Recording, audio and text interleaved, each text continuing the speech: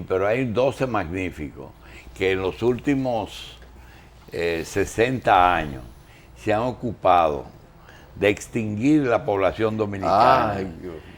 Yo creo que Población y Familia le debe dar un premio. La cantidad de abortos que esos 12 han hecho aquí, eso no se puede contar. Y tiene una población de varias provincias. Mira, tienen nombre, apellido, apodo, dirección, clínica, placa, seguro, matrícula, revista, todo están ahí. Son 12 magníficos. Son perfectamente naturalmente, tú tienes que tener respeto para personas que creían que estaban haciendo bien. Y sobre todo vivieron de eso durante todos esos 60 años. Vivieron exclusivamente de eso. De interrumpir embarazo. No tendrán pesadillas con niños gritando. No, ya eso se ahoga en los primeros días. Oh, Dios mío. Algunos de ellos, ahora hay que sentarse porque algunos te dicen, en principio era difícil, uno se lo pregunta, fulano, ven acá, ¿y cómo que usted?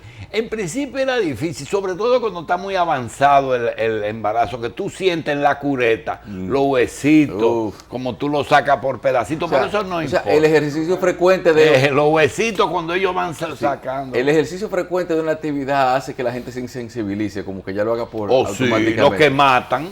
No, y los que matan, el que mata la primera vez, el que se divorcia la primera vez, son cosas que repetir ya no es problema. Dice que las administradoras de prostíbulos también al final de su vida piensan como que le hicieron un bien a unas muchachas que vinieron a buscar oportunidades. A mí me dijo alguien hace 2 días, digo, ven acá, ¿y qué es lo que está pasando con el problema de los bisexuales? Dice, ay, locura que tienen eso dañado.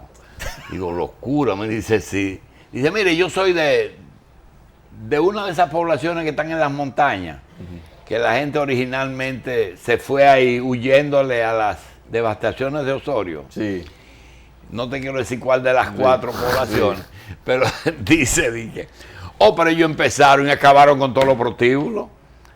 Ajá. Entonces esos muchachos que ahí era que nosotros íbamos a desahogarnos. Ay, Dios mío. Oye, yo le estoy oyendo, porque hay que oír a todo el mundo. Sí, hay que oír a todo el mundo. Sí, sobre todo. Y tú dices, bueno. Una vez, yo estaba en un barrio una vez haciendo reportaje. Ese pueblo tiene que ver contigo. Tú no tienes que ver con eso. Tú no tienes que ver con eso. Yo creo que eso no tengo que ver con eso. Yo creo que ese fue por ahí, eso cerca del sitio por donde yo andaba una vez haciendo un reportaje de unos invernaderos. Sí, y que unas muchachas me dijeron, ven a tomarte un traguito, es sin compromiso. Sí, señor. Quiero que nos acostumbremos mucho a ver, Emilio, porque nosotros somos partidarios de que todos los trabajos sobre educación y edificación de las generaciones que vienen, sobre el medio ambiente, sobre fomento de huertos escolares, sobre fomento de cuáles son los árboles que más le convienen al país fomentar, de la comida, de la producción. Yo soy de los que cree que eso es educación. Y dentro de esos 130.000 millones que a veces educación ni saben qué va a usar, yo creo que puede dedicarle una gran cantidad no poca, no mucha cantidad, a educación del niño del campo y de lo de la ciudad para preservar el medio ambiente. Nosotros tenemos ya algunos trabajos que hemos publicado como una cosa tan vieja, eso debe tener prácticamente desde que nació la República, los huertos escolares. El huerto escolar es una de las bellezas que nosotros eliminamos porque nos dio la gana. Pero el canto en la escuela en la mañana y el huerto escolar eran 2 elementos que pesaron mucho y que edificaban, porque las mismas letras de las canciones eran educación cívica. El himno a las madres, el himno a las banderas, el himno a Duarte, toda esa cosa. Pero vamos a dejar... Doctor, los terrenos del huerto lo cogimos para hacer cancha y play en la escuela. Sí. ¿Así? Sí, lo cogimos para otra cosa. Claro. Y los que tuvimos la oportunidad y el privilegio de estar nuestra niñez en poblaciones pequeñas, en lo que eran comunes y a veces distritos municipales de hoy, nosotros creo que demostramos que se puede disfrutar de una vida sencilla, sin mucha complicación, ¿verdad, doctor? Claro que sí. Claro. ¿Verdad? Que se llame El Cercado, que se llame Ubillas, Uvilla. no había diferencia. Aunque la modernidad no lo ha ido dañando, doctor. Él no dañó todo, porque ahora tú te encuentras un centro cervecero y una banca de juegos. No solamente Don eso. Emilio, siga esa misma tónica, adelante. Sí, doctor, buen día, antes que nada. Justamente lo que usted está indicando son de las sencilleces que nosotros en el país tenemos que autoeducarnos para darnos cuenta de que muchas de esas cosas que hemos perdido, esos valores, son los que tenemos que implementar. El huerto escolar, ahora con la tanda extendida, es que más se necesita implementar. Es el que más debe ser un actor para la nutrición y la alimentación de nuestros estudiantes. ¿Por qué razón? Cuando usted va a una parte urbana o rural, más que nada en la rural, no se están comiendo suficientes vegetales, porque no hay una tradición de consumo de vegetales. El campesino no come vegetales. Muy poco. Qué raro. Muy poco. Lo cultiva pero no lo come. Y segundo, que no lo produce. Porque y eso es parte de lo que debemos espérese. hablar, Entonces el campesino lo que consume es víveres. básicamente es víveres, que es Es un decir, vegetal. que tú no encuentras un campesino raro que coma lechuga, por ejemplo. Es que no consigue, doctor, y eso es parte de aquel programa que desarrollamos con el gobierno de Taiwán, que ojalá que lo podamos restablecer, para llevarle semilla a los campesinos, a los niños, a las escuelas, a los campos. ¿Por qué razón? Si un campesino en una comunidad X de República Dominicana decide sembrar vegetales, hortícolas, digamos, zanahorias, remolacha, lechuga, ¿dónde va a conseguir la semilla? No puede gastarse 300 pesos en un motoconcho para ir a un pueblo a ver si hay, o a comprar a una veterinaria o a una tienda X o un colmado o un supermercado, los sobrecitos que le sale carísimo para él regar esa semilla y producir esas matas. Pero tú acabas de tocar un tema que yo creo que tú lo completes. Así como hace un rato decíamos que un agricultor realmente de Constanza, la persona que nos habló fue de uno de los campos de Constanza, que nos dice que los curas han dañado la cosa porque hicieron que en esas poblaciones se cierren los prostíbulos. Y yo y esa misma persona nos dijo, cuando vio las inundaciones, dice, vamos a tener problemas en Jarabacoa, Constanza, San José de Ocoa y San José de la Mata. ¿Y por qué? Dice, porque la mayoría de los alimentos que comemos no son producidos, vienen del valle, vienen de Moca. ¿De qué están hablando ellos? Bueno, la especialización de las zonas de montaña nuestras es para los cultivos hortícolas que resisten temperatura y que dan un tipo de producción diferente. Los del valle generalmente son las viandas, los víveres, donde usted tiene que pensar que la yautía, que la yuca, que la batata, que son raíces que obviamente si hay mucha humedad se van a dañar, se van a podrir por el exceso de agua, va a afectar el consumo de carbohidratos.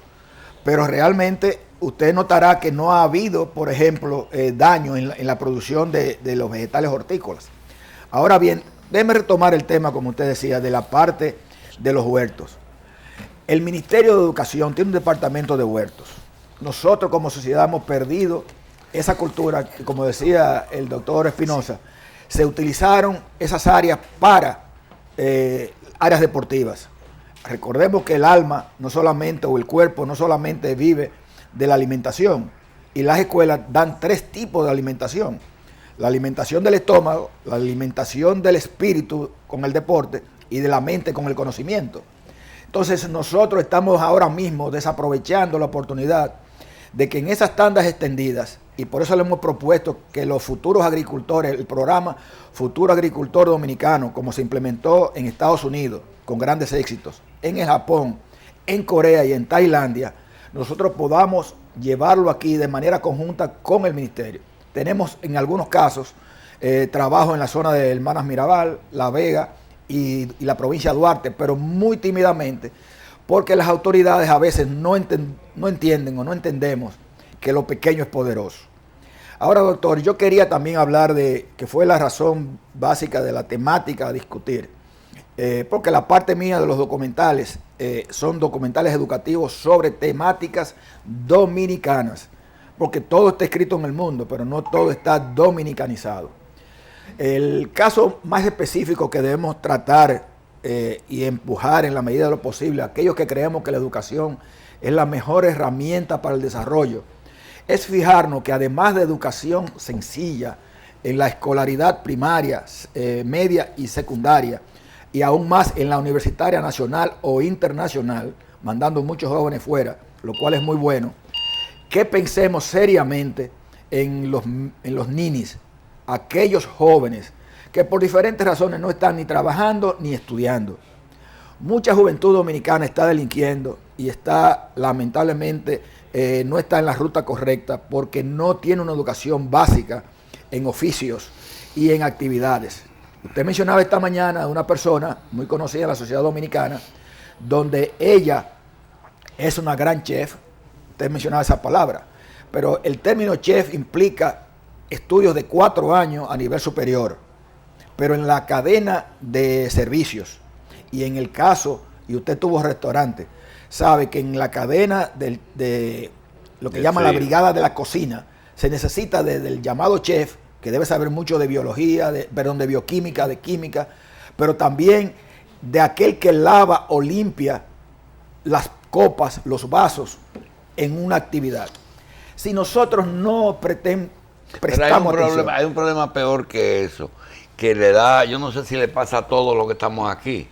Cuando tú te comes una ensalada, que tú conoces que ese producto, tú compras una semilla en en una persona que vende insumos y lo siembras en la tierra, y esa tierra tiene un insecticida y tiene un herbicida y tiene un abono, y tú la siembras, le echas agua, las coges, las sacas, las mojas así, las lavas en la lavamanos y te lo comes.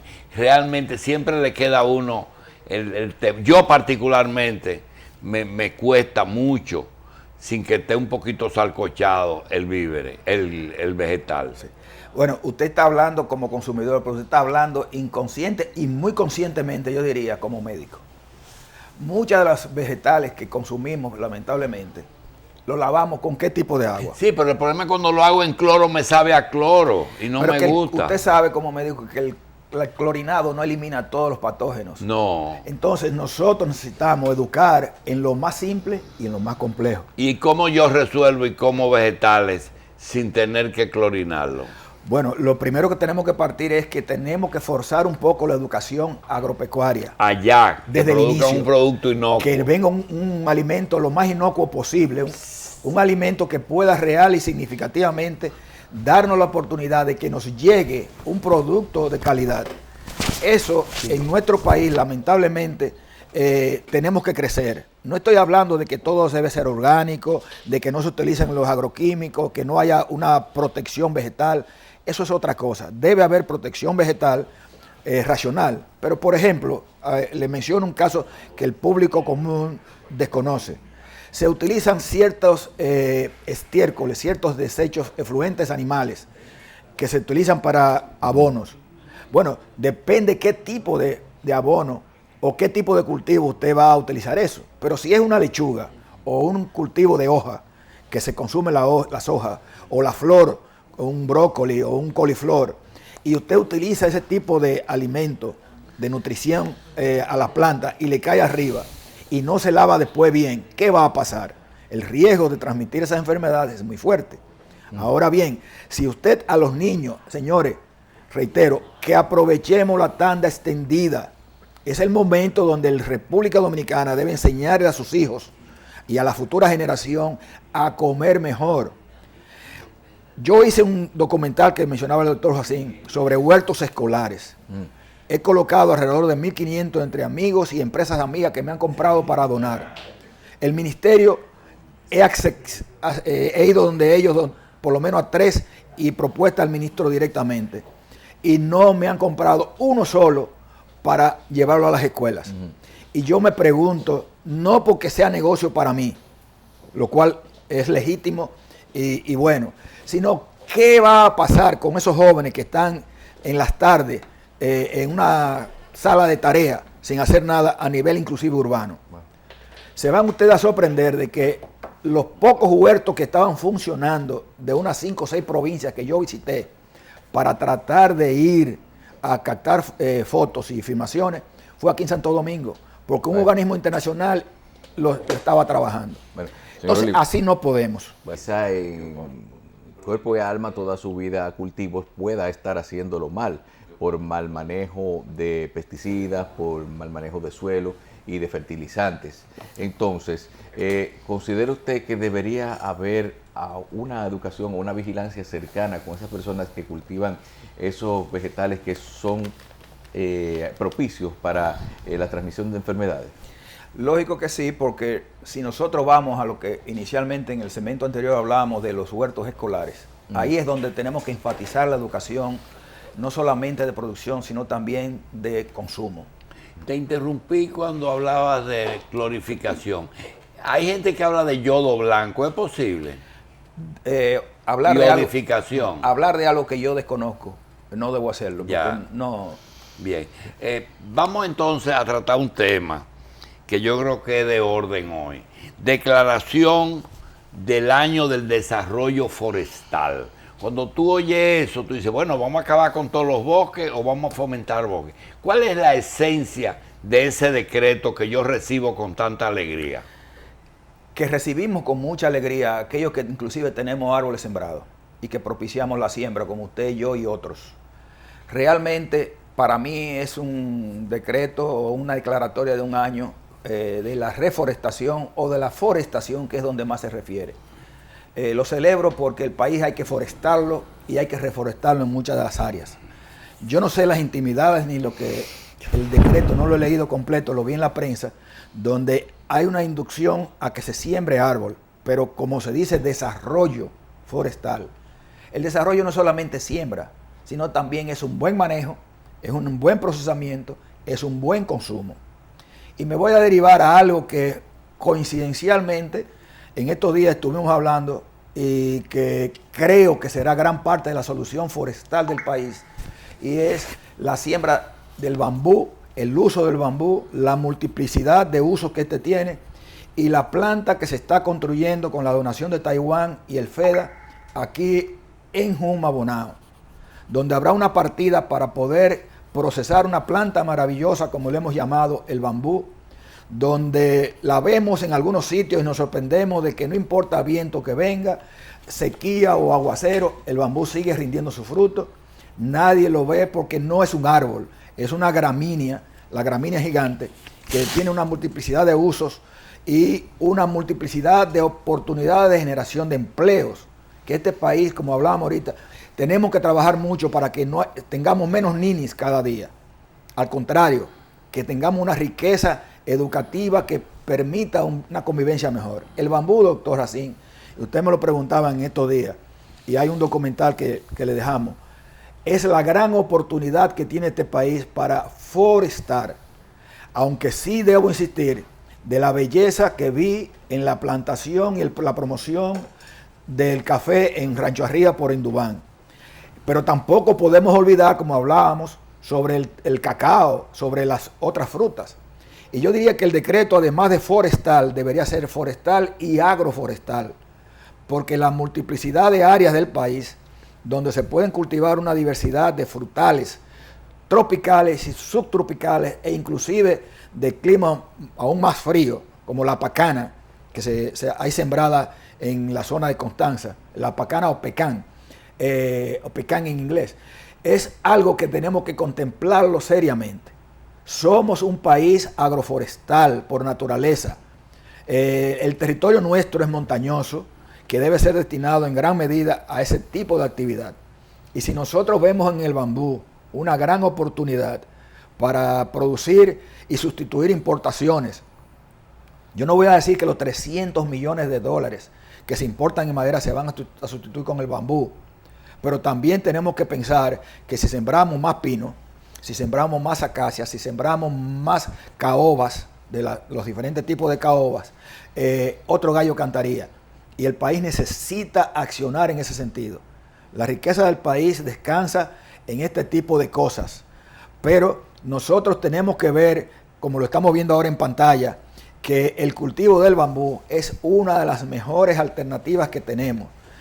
Si nos ponemos seriamente a ver el bambú, entre otras cosas, yo le diría, señores, el país va a tener una gran oportunidad. Me gustaría, si es posible, que se le diera rodamiento y con el mismo audio, doctor, de ahí para adelante, si es posible, pero quisiera no dejar de decir algo muy importante. Vamos nosotros, señores, a financiar la educación técnica y vocacional. El país necesita prestarle atención a la educación y tenemos multiplicidad de oportunidades. Es decir que, si a usted le parece, creo que hablar del bambú, que se exprese mismo el documental. Lo que pasa es que lo que tenemos para hoy son los huertos escolares, que lo vamos a poner a continuación. Yo quiero ahora, nos quedan 2 minutos, quería preguntarte, ¿hay algo sobre huertos escolares que tú quieras añadir a lo que ya está hecho? Como se va a pasar, si están hechos, es motivar a las autoridades que vean la tanda extendida como una de las mejores oportunidades para enseñar a producir y consumir al estudiante, a la nueva generación. Cotorra Vieja no aprende a hablar, pero el niño sí va a aprender a consumir eso, y eso es muy importante. Emilio Olivo Ponce de León, gracias por estar aquí, y a continuación los huertos escolares en el año de la... Este año todavía... Sí, pero ya podemos comenzar la forestación. De la Año del desarrollo forestal. Desarrollo forestal. Bien.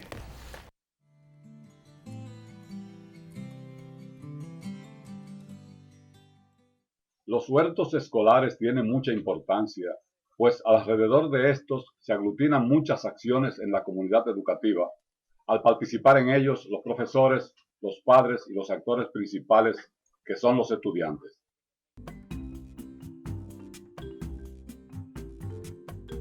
La importancia de los huertos escolares trasciende dependiendo de los objetivos que como sociedad tengamos, y es por esto que la Fundación Brugal patrocina este video, para mostrarle a la comunidad nacional la importancia de este modelo educativo, utilizando las hortalizas y las frutas como material básico para la docencia productiva y alimenticia de la población. Si desde las escuelas nuestros estudiantes aprenden a cómo producir los alimentos, procesarlos y consumirlos, los resultados sociales, económicos y nutricionales serán muchos.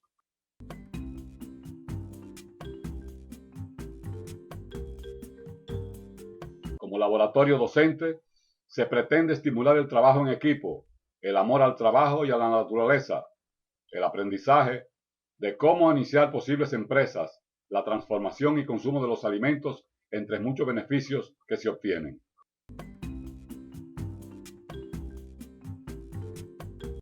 Existen diferentes tipos de huertos dependiendo de los fines de estos. El escolar. Este modelo tiene como objetivo básico la docencia de los estudiantes participantes y su acercamiento a la naturaleza. El casero es el que establecemos en nuestras casas para la producción de ciertas hortalizas, frutas e inclusive animales menores. El comunitario.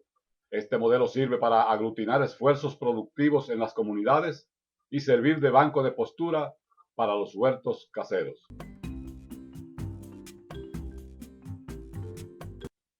El comercial corresponde a pequeñas unidades económicas y en muchos países se desprenden de las enseñanzas y experiencias realizadas en los huertos escolares.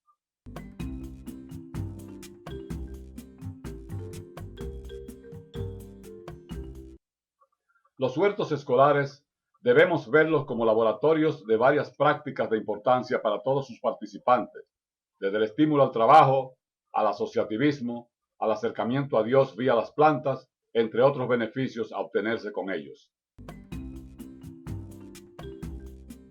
Al crearlos en las escuelas, asumimos responsabilidad de proteger algo nuestro, el esfuerzo de los participantes, pues sabemos que las plantas necesitan cariño y protección. No nos hablan, pero se comunican con nosotros si les falta agua para crecer, si las malezas o las plagas les afectan, por lo que ellas también necesitan amor y cuidado.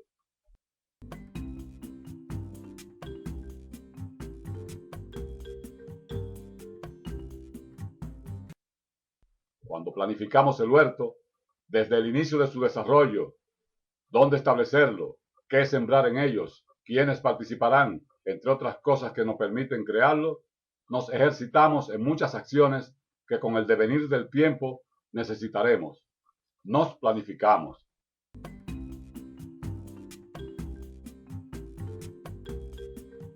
Toda escuela, sea rural o urbana, dispone de alguna área donde un huerto escolar puede ser fomentado, como manera de tener una educación más integrada, pero permitiendo que nuestros niños, además de aprender a producir bienestar económico, inicien un proceso de consumo de los vegetales. Las plantas pueden ser sembradas en el suelo, pero además reciclando mucho de los materiales de que se disponen, entre ellos los envases del desayuno o almuerzo escolar.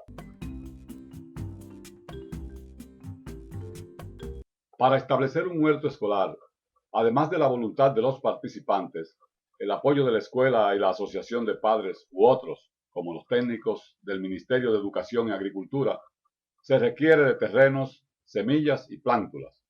Una importante tecnología usada hoy día son las bandejas con hoyos para producir las plántulas en adición a los canteros.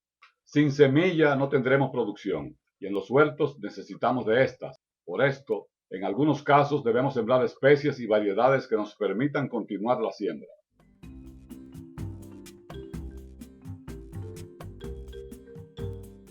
A continuación, les presentamos una lista de los equipos e implementos más importantes en la producción de los huertos.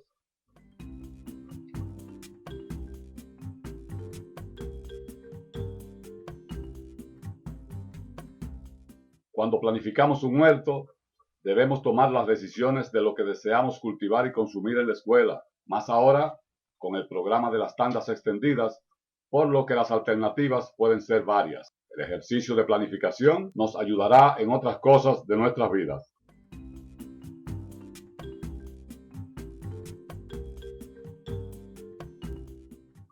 Hortalizas de raíces, como el apio, el rábano, la remolacha y la zanahoria. Hortalizas de bulbos, como el ajo, la cebolla y el cebollín. Hortalizas de hojas, como la acelga, la col china, las espinacas, la lechuga romana, la lechuga repollada y el repollo. Hortalizas de inflorescencias, como el coliflor y el brócoli. Hortalizas de frutas, como el tomate, la berenjena, el ají cubanela, el ají cachucha, el ají morrón, el ají picante, las habichuelas, los guisantes y las habas. Hortalizas de enredaderas y rastreras, como la uyama, la tayota, el calabacín y el pepino. Hortalizas de especies, como el cilantro, el perejil, el tomillo, el orégano, la menta, la salvia y otras hierbas aromáticas. Otras plantas que podemos cultivar y producir en el huerto son la lechosa, la chinola, el melón, la carambola, el maíz dulce, el molondrón, la alcachofa y otras muchas plantas.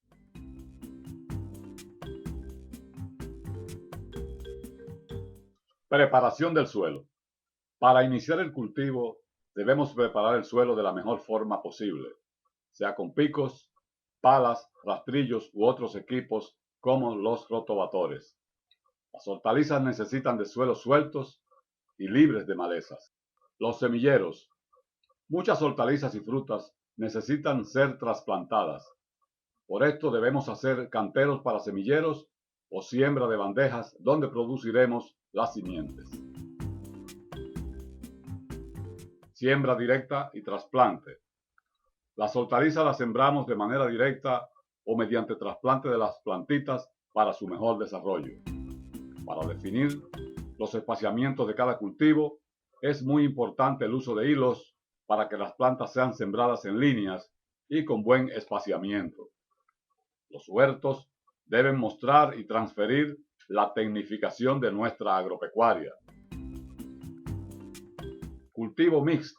Uno de los métodos de producción más eficientes en las pequeñas unidades productivas lo es el cultivo mixto o asociado de diferentes especies, protegiéndose unas a otras contra las plagas. El monocultivo es más comercial. El control de las malezas es elemental y corresponde a la eliminación de las plantas indeseables, las que pueden ser sacadas manualmente o mecánicamente con las azadas, palas o machetes. El riego. Las plantas necesitan del agua como el medio de llevarles a ellas los nutrientes para su desarrollo. La irrigación se debe aplicar usando las regaderas, mangueras, reguiletes o sistemas fijos si se establecen. Nutrición de las plantas. La alimentación de las plantas se logra al utilizar los nutrientes del suelo o le proveemos los abonos naturales y los fertilizantes químicos. Control de plagas y enfermedades. Controlar las plagas y las enfermedades es una parte muy importante del cultivo, pues debemos producir alimentos sanos, pero aún más importante es utilizar los protectores vegetales apropiados para producir alimentos inocuos. La cosecha. Cuando las plantas están para consumo, no debemos maltratar los frutos al cosecharlos y no contaminarlos, para que lleguen a la mesa con la mejor presentación y calidad. Solo los frutos que estén maduros o terminados, sanos y aptos para consumo deben ser recolectados. Parte de los objetivos de un huerto escolar, además de conocer cómo producir los vegetales, es aprender a consumirlos por sus valores alimenticios y nutricionales, por su contenido de vitaminas, minerales y carbohidratos. Muchas de las hortalizas tradicionalmente no las consumimos por no disponer de ellas en nuestras comunidades urbanas o rurales, pero si en los huertos escolares comenzamos a producirlos, o sea, convivir con ellas, las llevaremos a nuestras mesas. Las hortalizas en general deben lavarse bien antes de consumirse, pues su contacto con la tierra puede crear algunos trastornos alimenticios. En el transcurso del presente video educacional, hemos aprendido los diferentes aspectos relacionados con los huertos escolares, que son su importancia en el proceso educativo, los diferentes tipos de huertos, qué necesitamos para establecerlos, cuáles vegetales y frutas son los más apropiados para fomentar en los mismos y las principales prácticas agronómicas para su cultivo y producción. Es decir, contamos con los elementos necesarios para organizar y desarrollar un huerto en nuestras escuelas, casas y comunidades y disfrutar de los numerosos beneficios derivados de esta noble actividad.